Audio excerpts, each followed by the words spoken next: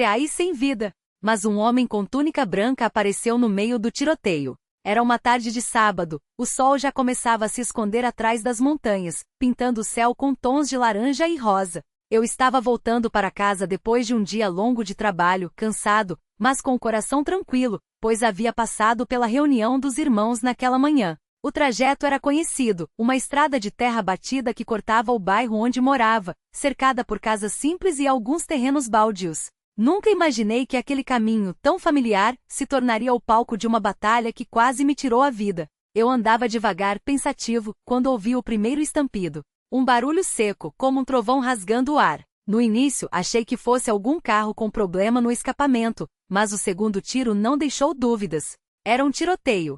Meu corpo congelou. Não sabia de onde vinham os disparos, nem quem estava atirando. O medo tomou conta de mim, mas antes que pudesse reagir, uma dor aguda atravessou meu peito, como se uma faca quente tivesse sido cravada em minhas costas. Caí de joelhos e então, com o último suspiro, desabei no chão, sem forças, sem ar, sem vida.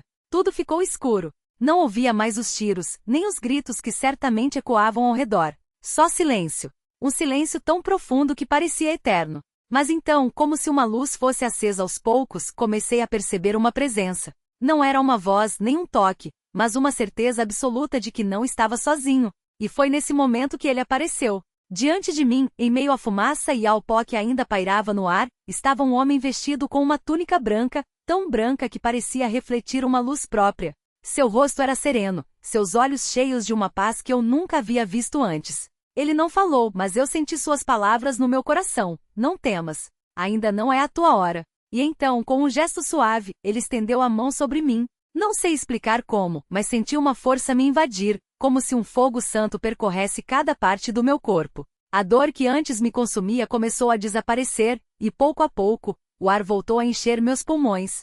Meus dedos se mexeram, depois as mãos, os braços. Com um esforço que não era meu, consegui me levantar. O homem de branco ainda estava ali, observando-me com um sorriso que transmitia uma alegria pura. E então, tão rápido quanto havia aparecido, ele se foi. Quando abri os olhos, estava deitado no chão, com o rosto colado na terra. Os tiros haviam cessado. Ao meu redor, pessoas corriam, algumas chorando, outras gritando por ajuda. Levantei a mão e senti algo úmido nas costas. Ao tocar, vi que estava ensanguentado. Mas, estranhamente, não sentia mais dor. Era como se aquele sangue não fosse meu, como se a ferida já tivesse sido fechada por mãos invisíveis.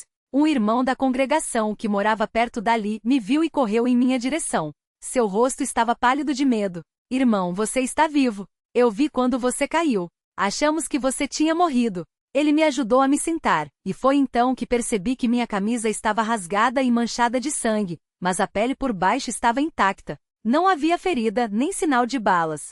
Só uma marca vermelha, como se algo tivesse passado por mim sem me atingir. Os minutos seguintes foram um turbilhão. Chegaram mais irmãos, alguém chamou uma ambulância, e logo estava sendo levado para o hospital. Durante o trajeto, não consegui parar de pensar naquilo que havia visto. O homem de branco. Sua túnica. Seu olhar. Não era um sonho, não era alucinação. Era real. E eu sabia, no fundo da minha alma, que tinha sido um anjo do Senhor.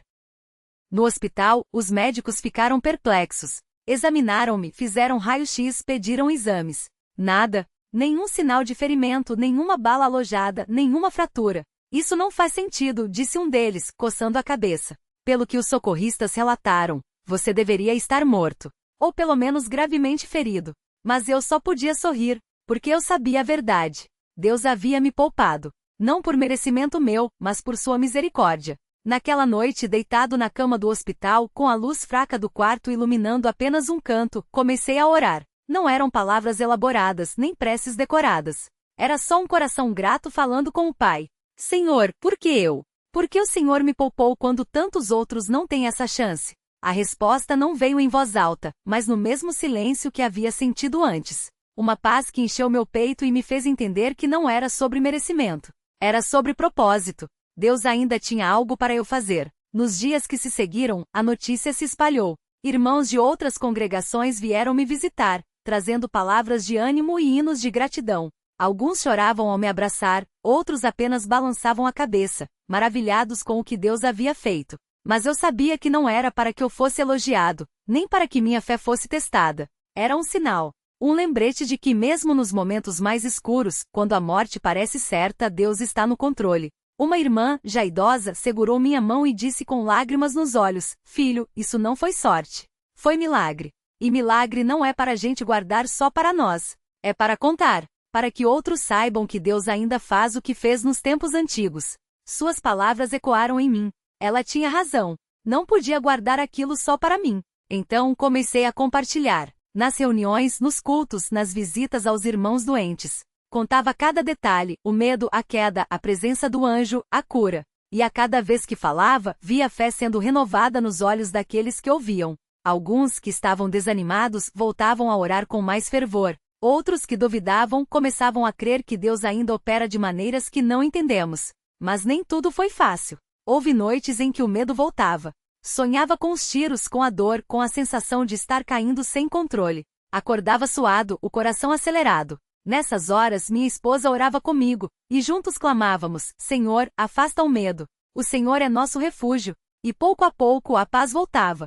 Porque a fé não é a ausência de medo, mas a certeza de que mesmo no medo Deus não nos abandona. Um dia, enquanto lia a Bíblia, parei em Salmos 91. Aquele que habita no esconderijo do Altíssimo, à sombra do Onipotente descansará. Direi do Senhor: Ele é o meu Deus, o meu refúgio, a minha fortaleza, e nele confiarei. Aqueles versículos se tornaram meu escudo. Sempre que a lembrança do tiroteio voltava, eu os repetia, como um lembrete de que não estava desprotegido. Com o tempo entendi que aquele dia não foi só sobre mim, foi sobre a fidelidade de Deus. Sobre como Ele usa até as situações mais terríveis para mostrar seu poder. Não para nos tornar famosos nem para nos dar glória, mas para que seu nome seja exaltado.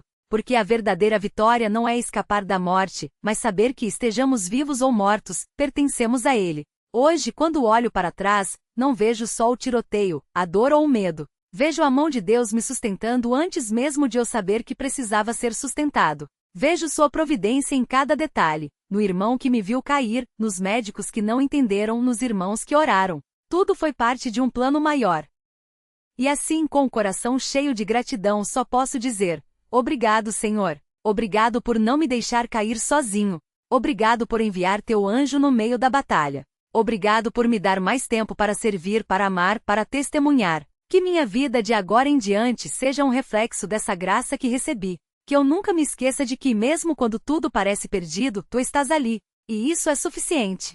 Que este relato não seja apenas uma história, mas um chamado. Um chamado para confiar, mesmo quando não vemos. Para crer, mesmo quando não entendemos. Porque Deus não mudou. Ele ainda ouve. Ele ainda age. E Ele ainda envia seus anjos para nos guardar em todos os nossos caminhos. Amém. Aquele dia mudou tudo. Não apenas por causa do tiroteio, não apenas pela visão do homem de túnica branca, mas porque Deus usou aquele momento para me ensinar o que significa viver pela fé.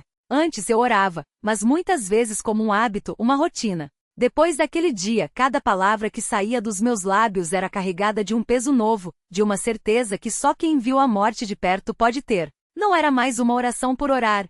Era um diálogo com aquele que já havia me salvado uma vez e que eu sabia, não me abandonaria nunca mais. As semanas que se seguiram foram de recuperação física, mas também de uma batalha interior. Às vezes, o medo voltava. Não o medo do tiroteio em si, mas aquele receio de que se Deus me salvou daquele jeito, o que mais Ele esperava de mim? Será que eu estava vivendo como deveria? Será que minha vida estava sendo um testemunho digno daquilo que Ele havia feito?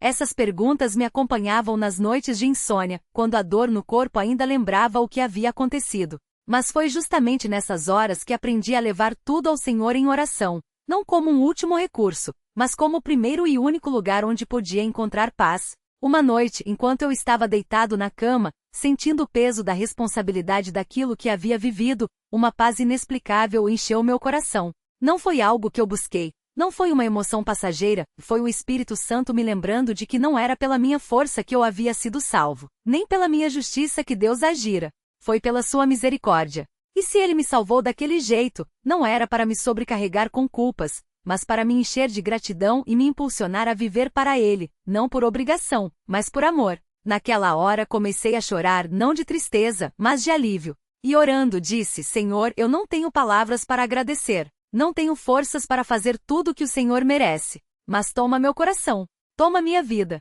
usa-me como tu quiseres, porque eu sei que sem ti não sou nada. Contigo, porém, até no meio do fogo estou seguro. E assim, pouco a pouco, Deus foi me mostrando que a vitória não estava em esquecer o que havia acontecido, mas em usar aquilo para glorificá-lo. Cada vez que alguém me perguntava sobre o tiroteio, eu via uma oportunidade de falar do poder de Deus. Não para me exaltar, mas para que outros soubessem que Ele é real, que Ele ouve, que Ele age. E quanto mais eu testemunhava, mais minha fé crescia. Porque testemunhar não é apenas contar uma história, é reviver a fidelidade de Deus e, ao fazê-lo, sentir sua presença de novo. Houve um domingo em que, depois do culto, um irmão se aproximou de mim com os olhos cheios de lágrimas. Ele não disse nada de início, apenas me abraçou forte. Depois, com a voz embargada, contou que estava passando por uma prova muito difícil, uma doença na família que parecia não ter solução. Mas quando o irmão testemunhou hoje sobre como Deus te livrou, algo mudou dentro de mim. Ele disse: pela primeira vez em meses, senti que não estava sozinho, que se Deus fez aquilo por você, Ele pode fazer por mim também. Naquele momento entendi que o meu livramento não era só para mim, era para aquele irmão, era para muitos outros que precisavam de uma prova de que Deus ainda faz milagres. E os milagres não pararam por aí. Alguns meses depois, enquanto eu visitava um irmão doente, ele me contou que havia sonhado com o mesmo homem de túnica branca que eu vi no tiroteio. No sonho, o homem colocava a mão sobre sua cabeça e dizia: "O Senhor te curará." Quando ele acordou, a dor que o atormentava há anos havia desaparecido. Não foi um médico, não foi um remédio, foi Deus, usando até um sonho para confirmar sua palavra. Quando ele me contou, não tive dúvidas, era o mesmo anjo, era a mesma fidelidade. E mais uma vez, só podemos nos ajoelhar e agradecer, porque Deus não se limita aos nossos entendimentos. Ele age como quer, quando quer, e sempre para o bem daqueles que o amam.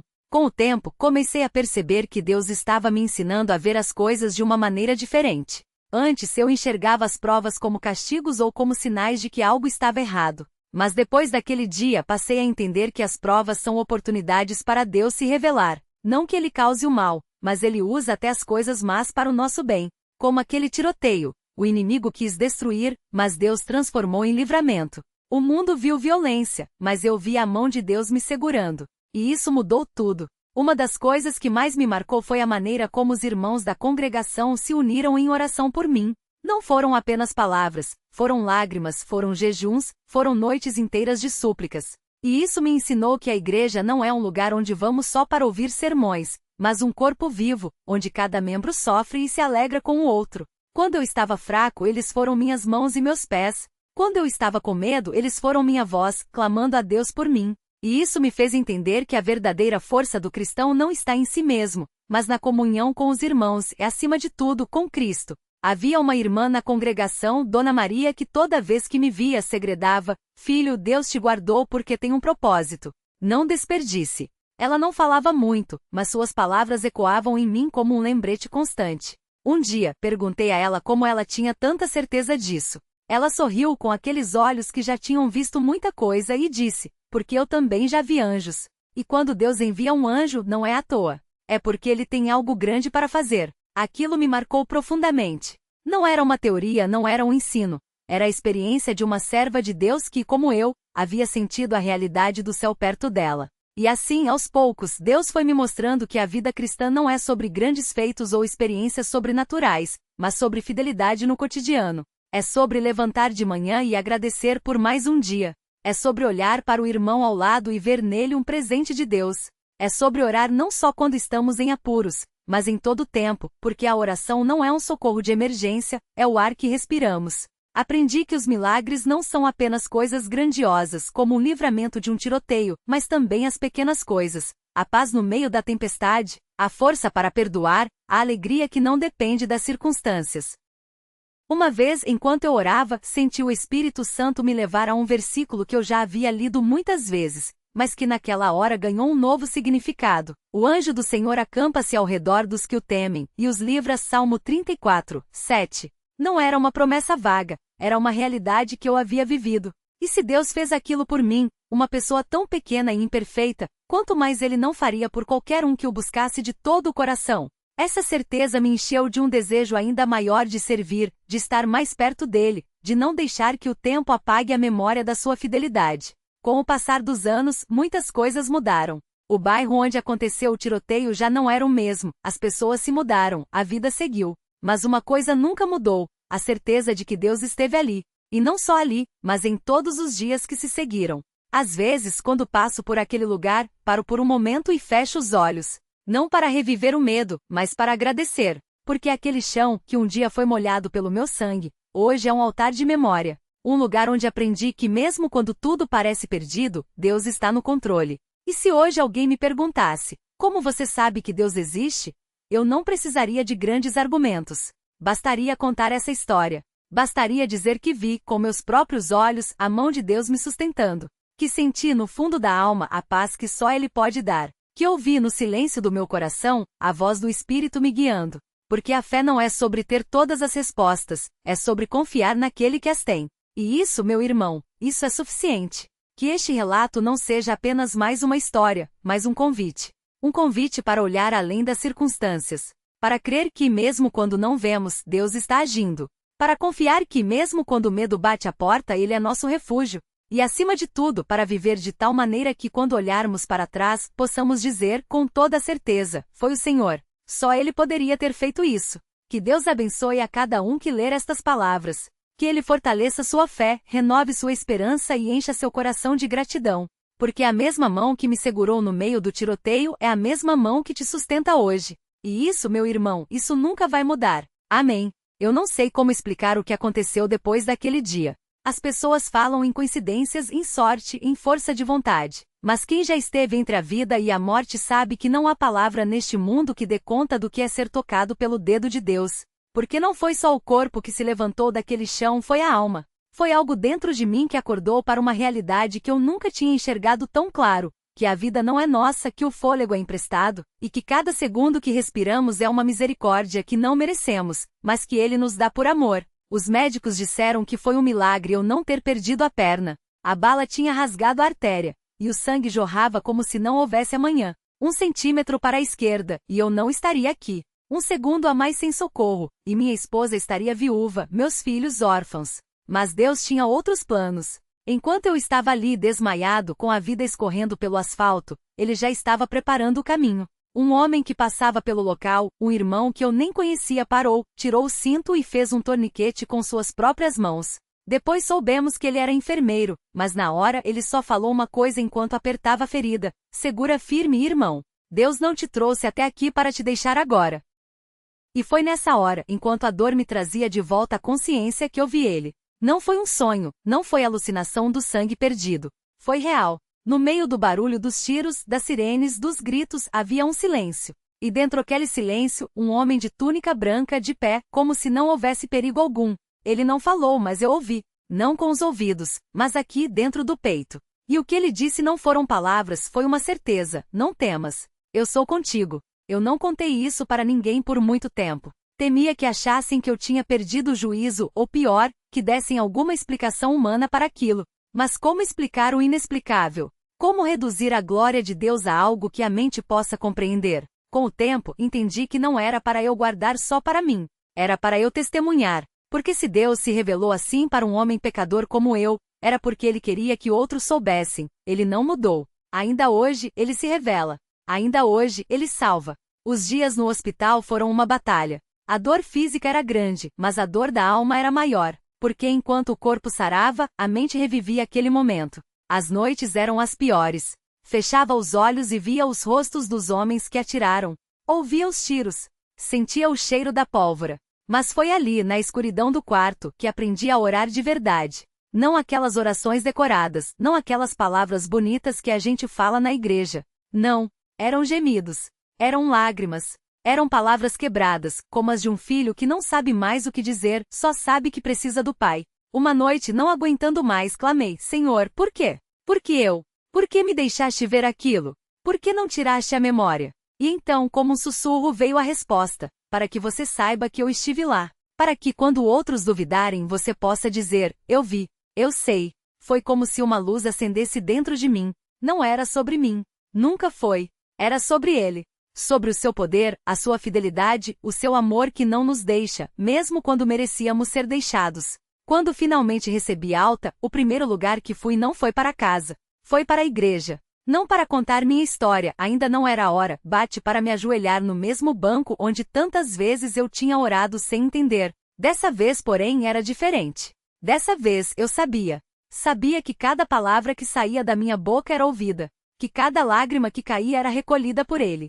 Que cada joelho que se dobrava em adoração era visto pelos anjos. E ali, entre irmãos que não faziam ideia do que eu tinha passado, cantei como nunca. Não com a voz, mas com o coração. Porque a gratidão não precisa de melodia, ela só precisa de um coração quebrantado diante de Deus. Minha esposa notou a diferença. Ela sempre foi uma mulher de fé, mas depois daquele dia, algo mudou em nós dois. Não éramos mais os mesmos. As brigas por coisas pequenas perderam o sentido. Os medos do futuro se tornaram orações.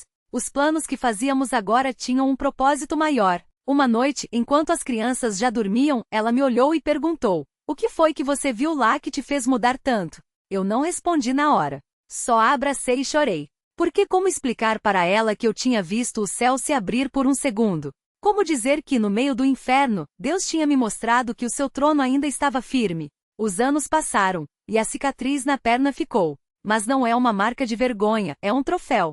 Toda vez que sinto a dor, toda vez que a perna lateja com a mudança do tempo, eu sorrio. Porque aquela dor me lembra que eu deveria estar morto, mas não estou. Que eu deveria estar perdido, mas fui encontrado. Que eu deveria estar com medo, mas tenho paz. E quando as pessoas perguntam, porque sempre perguntam, eu conto. Conto sobre o homem de túnica branca. Conto sobre a voz que não era voz. Conto sobre o sangue no asfalto e a mão que me levantou. E vejo nos olhos deles o mesmo espanto que um dia esteve nos meus.